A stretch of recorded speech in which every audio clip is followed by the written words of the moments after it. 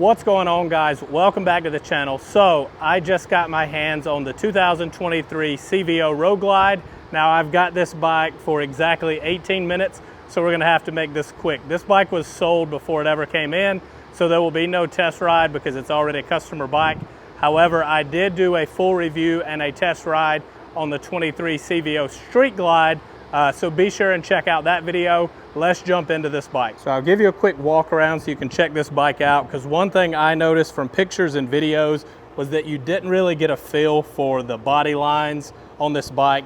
Everything has been changed except for the rear fender, and even on the rear fender, they took off that little tail section, which I think looks a lot better. Your tank is chamfered now. It is still 6 gallon. They made it so thin that they kind of had to do these chamfers to keep the strength in there. At least that's what I was told by the guy that designed the bike, so I would imagine he knows. This is the controversial piece of this bike, the new front fairing, the new front headlight. Everyone says it looks like an Indian. I'll throw one up on the screen. You be the judge. Let me know down in the comments.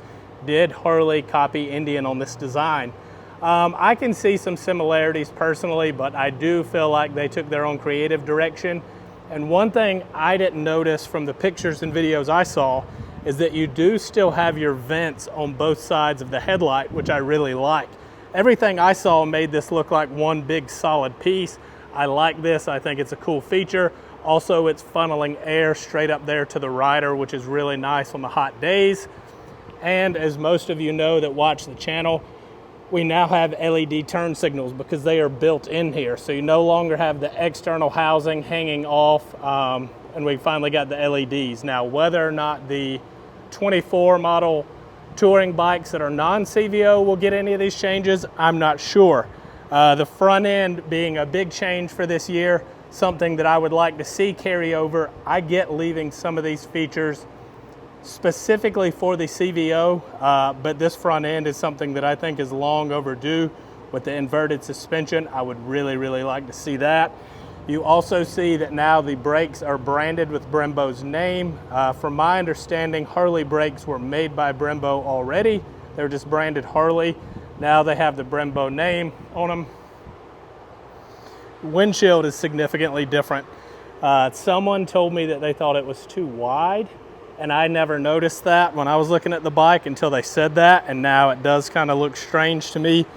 So let me know what you think about that. As I pointed out in the Street Glide video, this horn really bothers me a lot more than it should, just because it looks like an afterthought. This being a CVO, Harley's premier, top of the line bike, it just seems like you shouldn't have a cheap plasticky horn like that exposed, especially in that location. I feel like they could have tucked it in somewhere, some way, and made it look a little bit better. One of the things that I liked was these are now adjustable, whereas before they were not. And when I rode the Street Glide, it made a big difference. So when they were open, obviously it kicks all the wind on you, keep you cool. But if you're riding in cold or wet weather, it'd be nice to keep the weather off of you. Your pockets have changed just a little bit in their design. It's a lot deeper than it looks. I know on video it doesn't translate, but it's pretty deep. For those that care, the CVO key fob changed shape, but overall still pretty much the same. One feature that I really liked, your risers are now exposed. So that means changing handlebars is significantly easier. And if you're one of those people that has your work done at the dealership, it'll be a lot cheaper because they're not gonna have to take the fairing off to do it. Also, the new bars on the Road Glide feel a lot better to me. I said the old bars feel like you're pushing a wheelbarrow, and I stand by that statement. These felt a lot better. Only got to ride it from the dealership up here to where I'm making the video, but you could notice a difference. And also with the exposed risers, you can change the position. So you could roll these forward or backwards wherever you find them most comfortable. Switch housings, obviously a lot going on here. They took some inspiration from the Rev Max bike, so the Sportster S, the Pan America, the Nightster, all have similar style switch housings, but not this in depth, not this busy. That's because they don't have this giant 12-inch screen. So we'll throw it on here. We're not going to go through all the features because I don't know all the features. I haven't been able to play with this screen that much. But I do know everything's adjustable, so you can have it white, you can have it black. There's a nice map feature that I'll try to get to pull up for you. There is ride mode, so you'll see down here in the corner the S, it's currently in sport mode. So there's 3 ride modes, and then you can build 2 customizable ones. 2 of the features that I really liked in that were you can control your throttle sensitivity as well as your engine braking. So I prefer a lot of engine braking. Like when I let off the throttle, I want the front of the bike to dive. You can set this up that way, which was really nice. Okay, so you can see we've got the navigation pulled up in between your digital speedometer and tachometer. And I know a lot of guys are not gonna like that just based on the other bikes I've reviewed that Harley has gone digital on. People still prefer the analog, at least tachometer, if not speedometer. But this is what Harley did, so this is what you're gonna get. On this map feature, you're able to move all this stuff around. So if you wanna get rid of the tach or put the speedo over here, that way you get a bigger sense of the map, a little more detail. This bike does have Apple CarPlay, but from what I was told, Android Auto no longer works on any motorcycle, so that's not a Harley Davidson decision. That was through Android Auto. But even with your Apple CarPlay, I think they want you to pair a headset to enable all the features, so you get the different voice commands and stuff. Like I said, not a full deep dive into this screen because I don't have that much time with it yet, but that kind of gives you an idea of what you're looking at. So over here on your brake side, I did want to point out that from the factory, you now can adjust your brake farther or closer to you, depending on where you like it. I like mine close just because I tend to use 1 or 2 fingers to work my brake and my clutch. I don't think the clutch is adjustable like that. Yeah, no, there's no adjuster for the clutch, unfortunately, but it is cool that they did the brake. Also, one thing to note, starting the bikes has changed. So this button, you hit it once and that's gonna turn the bike on. You hit it a second time, just press and release, and that's how you start the bike now. Also, for those already riding touring bikes, all your volume controls and audio control type stuff is now on the right side. I know we've gotten used to it over here on the left. That will take a little bit of getting used to as well. So I thought it was odd, being a CVO bike, that they did passenger peg instead of a floorboard. I know typically in the past they've always done floorboards. I do like the style of this peg, but just like I pointed out in my Street Glide review, it's very much an afterthought when it's flipped up, and someone made fun of that comment in the comments. But I mean, when you're spending 50K plus on a bike, I just feel like fit and finish should be at the top of the list. You'll see this external shock adjuster, which I'm a fan of. Adjust your suspension, guys. Set it up for your rider weight. If you've got a passenger, it takes 2 seconds to adjust it where it needs to be for that additional weight. It's going to give you a much better ride. The suspension on this bike is really, really good, but you do have to adjust it to get the most out of it. So you get a little over 4 inches of travel in the front end and 3 in the rear, which doesn't sound like a lot, but it is a little more than they used to do. But the trade-off for that is it keeps this bike low. A lot of people in the CVO crowd, I guess, just they don't want that like ST style that sits up an inch taller, king of the baggers type looking bike. They kind of want to retain that low, mean, long look. I don't disagree there, especially on a CVO bike. I get that. Now, the biggest change for this bike was the 121 with variable valve timing. We won't dive into the specifics of what that is, but what you need to know is this bike makes a ton of power and it does it extremely smoothly. So 2 of the technicians that set this bike up, it showed up today, comes not necessarily in a crate, but there's still some things they have to do to it. So 2 of the techs ride it to kind of, give it a once over, give it an inspection, and both of them came back, and the first thing they said was this thing is smooth. I got to ride one and I could not agree more. Not only is the engine smooth, the bike in general smooth, the transmission is smooth. You no longer have that like notorious Harley Davidson clunk when you're throwing this thing in gear or when you're shifting gears. Shifts super smooth, goes down the road super smooth. Now another comment that I heard when it was back in the dealership was that the saddlebags look smaller, and I agree they do look smaller, but they are technically slightly larger. I don't think it's worth noting. It's not like it's a significant improvement, but they are larger than the previous model bags. You still have your speakers in here being a CVO, so that takes up some room, but you see you still get a good amount of space.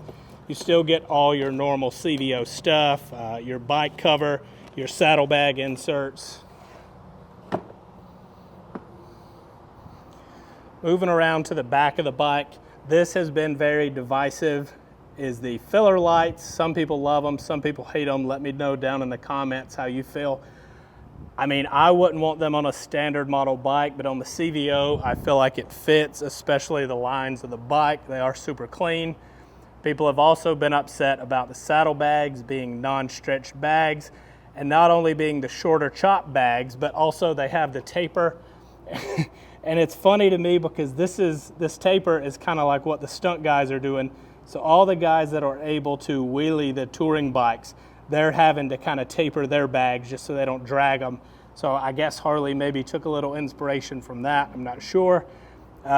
This black chrome that they're doing, I overheard some of the Harley corporate guys talking to some of the guests that were at the event in Milwaukee.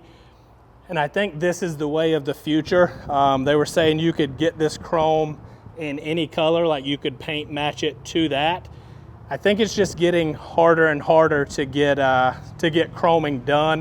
With the EPA, all that stuff going on, especially in California, it's just hard to get chrome. So I think this process will be the future. I don't know if they can get a chrome look. They were talking about all the colors they could do, but I never heard them say they could do like a regular chrome finish in it. The seat has also been redesigned, typical CVO seat, high-end materials and stuff.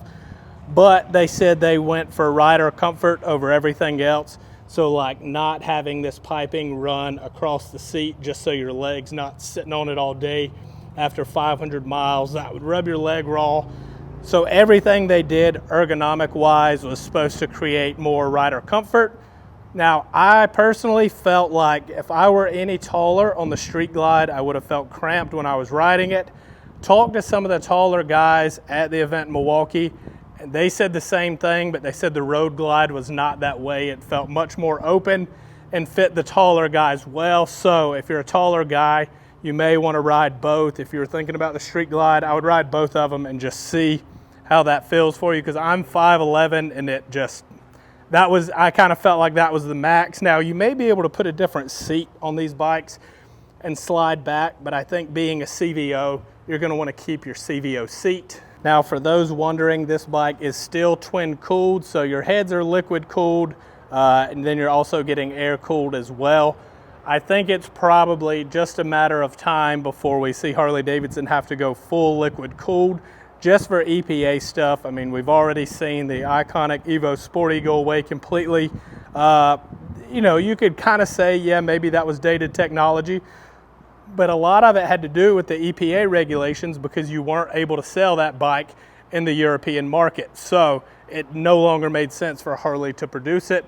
I would think these big cruisers are going to be the same way. As regulations tighten down, you're going to have to do liquid cooling to be able to meet those requirements. Now, we first saw these wheels a couple years ago. I'm a big fan. These are a lace spoke wheel, but the spokes run to the outside. If you haven't seen these yet, these are really cool. So what that means is if you were to get like a flat out on the road, you can still plug this tire. There's no inner tube that you have to worry about. Really cool feature, and I'm a big fan of these wheels. I just don't know that these are CVO wheels.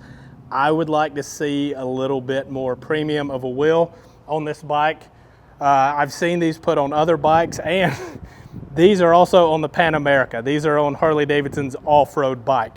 So to my point, great looking wheel, but not sure it's really made for the CVO. Now with the redesign of the fairing, they have redesigned the speaker grills to match the body lines. I think they look great. These are the Rockford Fosgate Stage 2 speakers. you get those front and rear so you can actually hear them. Because on your normal touring bikes, once you get up to, you know, 75, 80 miles an hour, especially with a full face helmet on, you can't hear the speakers anymore. I wear speakers in my helmet. I wear a head unit, and that's what I prefer. I don't even use these on the bike, but for those people that do, you can actually hear these. Another new feature for this year was this is adjustable. Playing with it on the Street Glide, I couldn't feel a ton of difference in the wind, but I could hear it in my helmet so that I know something was happening. No matter whether it was open or closed, I didn't get any buffeting like of the helmet, but I could notice a lot more wind noise when it was angled certain ways. Also, getting caught in the rain on the way up to Milwaukee, it was nice to be able to close this. All right, guys, I'll give you one final walk around so you can see this bike. Like I said, unfortunately, it is sold, so there will be no test ride, but it does share all the same characteristics with the Street Glide. So if you're interested in that, watch the video I put out, skip to the end, and you can watch the test ride on the CVO Street Glide. That's it for this one, guys. Thanks for watching. I'll catch you in the next one.